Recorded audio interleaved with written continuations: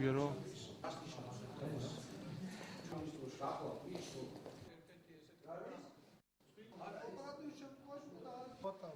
ცოტა შრომატევადი დარჩა იქ. პროფესორი ბატონი ალფანდი მესიძე. ახლა რა ხდება?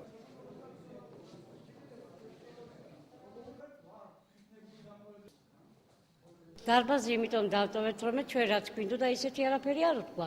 50 ლარი. რა განკუთვნილ არის, რომ 50 ლარი მოიხმაროს გლეხმა და შემოიტანოს სასუქი, წამალი, არაფერიც არა. 600 ლარი დამიჯდა. 3 ტონა მანდარინი გადავყარე.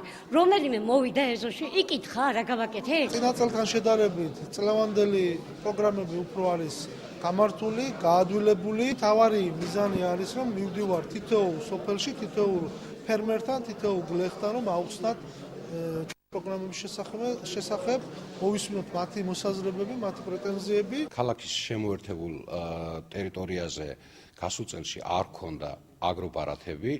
წელს როგორც თბილისის შემოერთებულ, ასევე ბათუმის შემოერთებულს გადაეცემათ პარათები და მოსახლეობას აუხსენით თუ როგორი იქნება პრინციპი.